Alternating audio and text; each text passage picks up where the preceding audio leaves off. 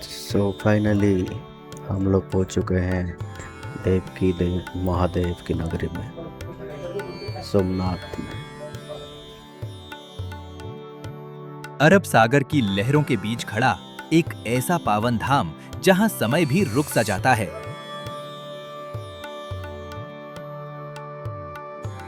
ये है गुजरात का भव्य सोमनाथ मंदिर।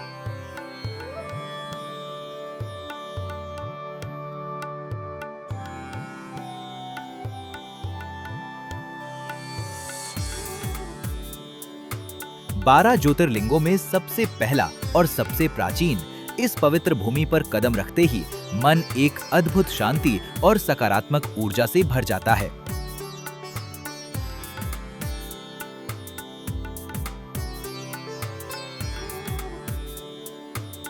इतिहास के कई उतार चढ़ाव देखने के बाद भी ये मंदिर आज भी पूरे वैभव के साथ खड़ा है।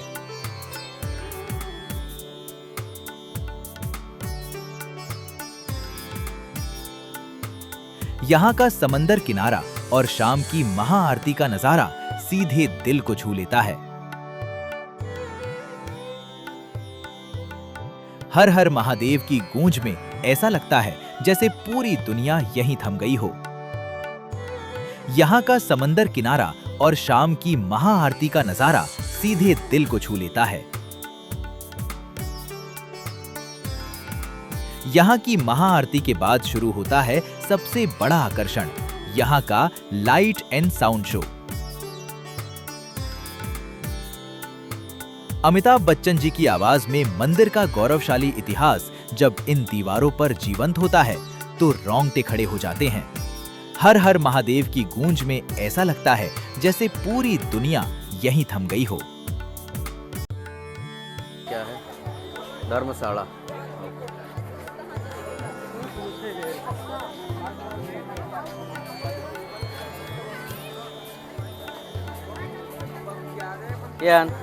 Kian, say hi. Wave your hand. ये है मंदिर के परिसर।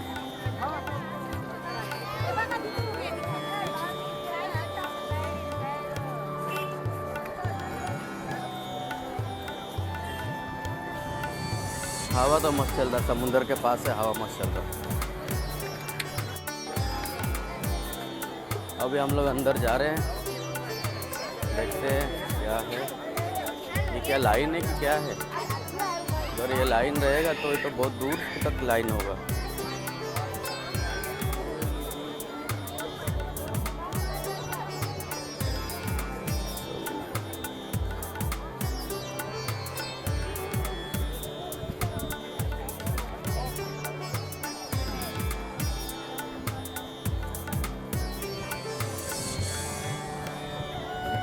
अच्छा काउंटर है, कुछ पता नहीं, देखते हैं, पूछते हैं क्या है। शायद से मोबाइल का होगा कुछ। चलो दोस्तों, यहीं से लाइन है तो अभी मोबाइल रखना पड़ेगा अंदर, फिर देखते हैं, बाद में बात करेंगे। जय शंभू। ये मोबाइल काउंटर, इधर भी लंबा लाइन है यार, वहाँ तक लगता है पब्लिक बहुत है।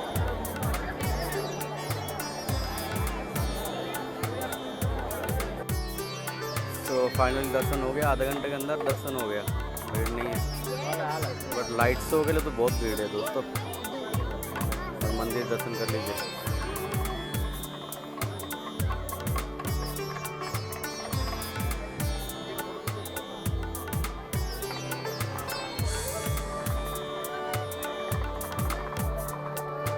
और आप लोग को मोबाइल रखना तो इसके सामने रखिए, और लेना है तो पीछे की तरफ, इस तरफ रखिए।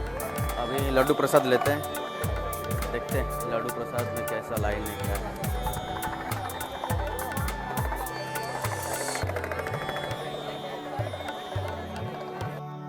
यहाँ पे लड्डू प्रसाद मिलता है।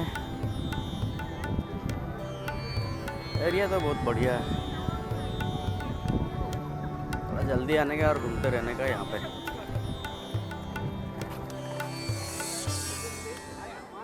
क्या आप जानते हैं कि सोमनाथ मंदिर को बचाने के लिए एक महान कोली राजा ने अपनी जान की बाजी लगा दी थी। इतिहास के पन्नों में खोया वो नाम है दादा वेगड़ाजी भील। गुजरात के शक्तिशाली द्रोण साम्राज्य के राजा वेगड़ाजी इतने समृद्ध थे कि उनके राज्य की अपनी मुद्रा चलती थी। लेकिन जब क्रूर सुल्तान महमूद बेगड़ा ने सोमनाथ मंदिर को नष्ट करने के लिए चढ़ाई की, तो इस वीर राजा ने सिंहासन छोड़ धर्म के लिए तलवार उठा ली। रास्ते में उनकी मुलाकात हुई महान राजपूत योद्धा हमीर जी गोहिल से। दोनों वीरों ने हाथ मिलाया और अपनी छोटी सी सेना के साथ दुश्मन के विशाल समंदर से टकराने निकल पड़े। सोमनाथ के द्वारों पर वो भयानक और खूनी युद्ध छिड़ गया। शरीर पर अनगिनत घाव खाने के बाद भी दादा वेगड़ाजी 1 इंच पीछे नहीं हटे। उन्होंने मंदिर की चौखट पर लड़ते लड़ते अपना सर्वोच्च बलिदान दिया और दुश्मनों को भागने पर मजबूर कर दिया। आज भी सोमनाथ मंदिर के पास खड़ी उनकी भव्य प्रतिमा इस कोली वीर की अमर गाथा सुनाती है। सनातन धर्म के इस महान रक्षक के लिए कमेंट में हर हर महादेव जरूर लिखें और ऐसे ही इतिहास के लिए फॉलो करें।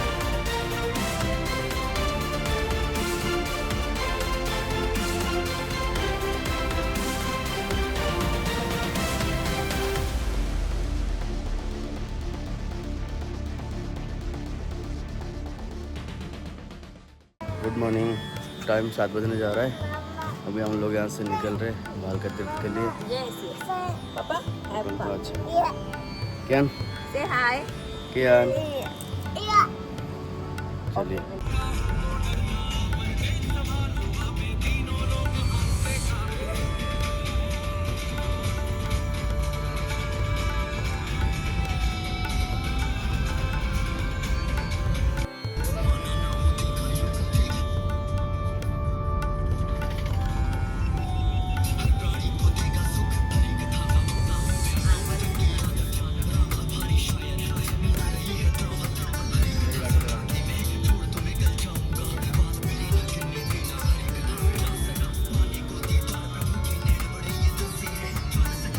ओम नमः शिवाय, ओम नमः शिवाय।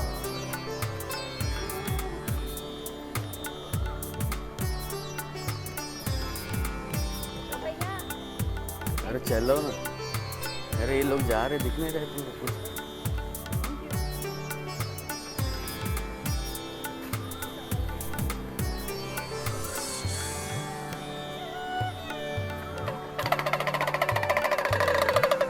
यहाँ से हम लोग आ गया है।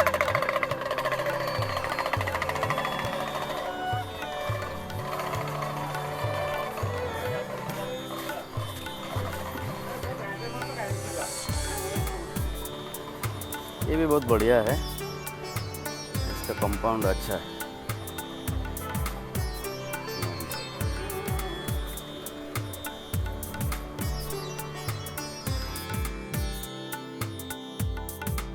गुजरात के वेरावल में सोमनाथ मंदिर से कुछ ही दूर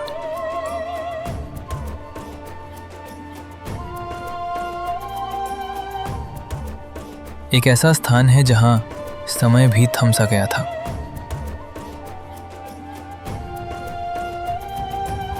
ये केवल एक मंदिर नहीं, बल्कि एक युग का अंत है। यह है भालका तीर्थ। वो पवित्र भूमि जहां भगवान श्री कृष्ण ने अपनी लीला को विराम दिया और इस धरा से विदा ली।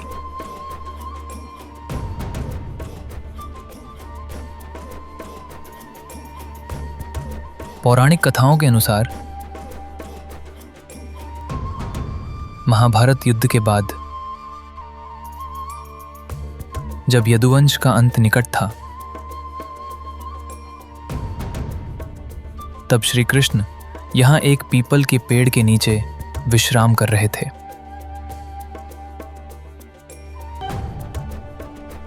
उनके बाएं पैर का तलवा चमक रहा था, जिसे दूर से एक हिरण की आंख समझकर जरा नाम के एक बहेलिये ने तीर चला दिया। वह तीर प्रभु के चरण में लगा। जब शिकारी ने पास आकर देखा तो उसे अपनी भूल का पछतावा हुआ। लेकिन श्री कृष्ण ने उसे क्षमा कर दिया, क्योंकि ये विधि का विधान था।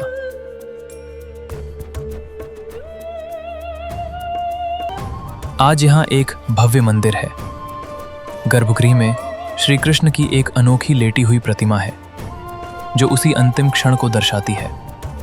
पास ही वह प्राचीन पीपल का पेड़ भी है, जिसे उस घटना का साक्षी माना जाता है। भक्त मानते हैं कि यहीं से द्वापर युग का अंत और कलयुग की शुरुआत हुई थी। सोमनाथ की यात्रा तब तक अधूरी है जब तक आप भालका तीर्थ में अपने आराध्य के अंतिम दर्शन न कर लें। प्रेम, क्षमा और वैराग्य का यह तीर्थ हर सनातनी के दिल में बसता है। जय श्री कृष्ण।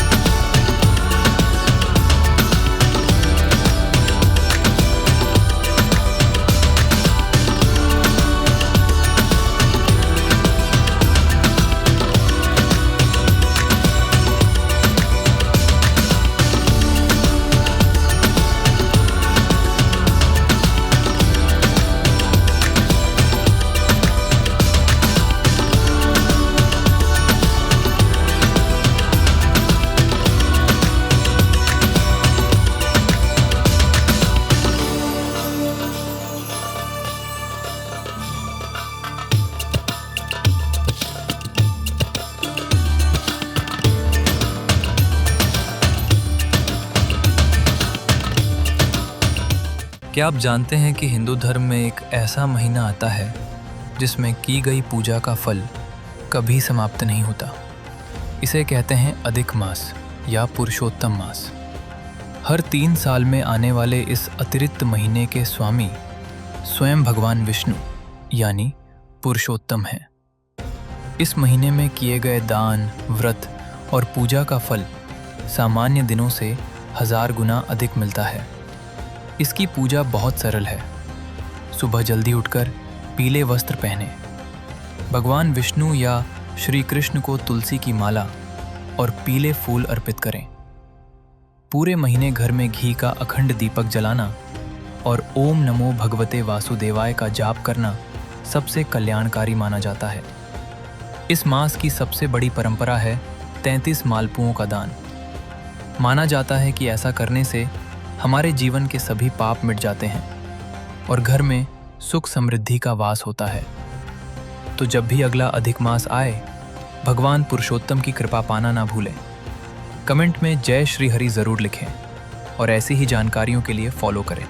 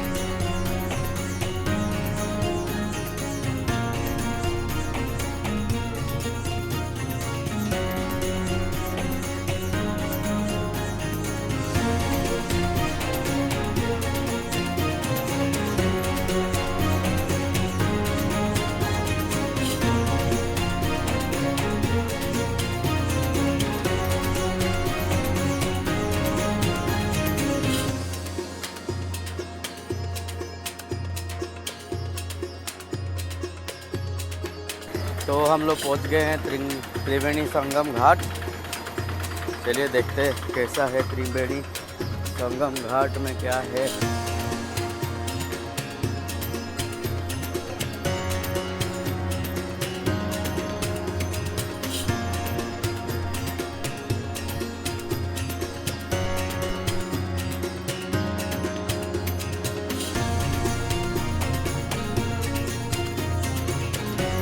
क्या आप जानते हैं कि भारत में एक ऐसा पवित्र स्थान है जहां 3 दिव्य नदियां आपस में मिलकर सीधे अरब सागर में समा जाती हैं?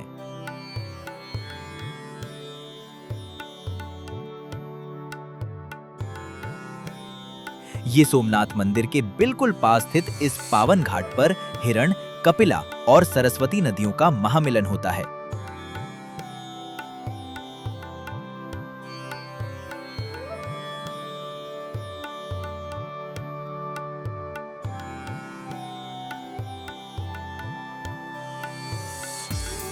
सनातन परंपरा में इन तीनों नदियों को बेहद पवित्र माना गया है।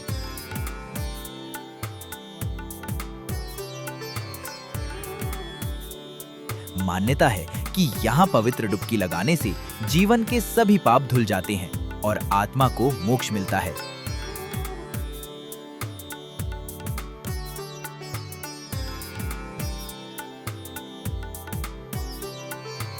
यहाँ पितरों के तर्पण और श्राद्ध कर्म का भी बहुत बड़ा धार्मिक महत्व है। ये वही स्थान है जिसके समीप भगवान श्री कृष्ण ने भी विश्राम किया था।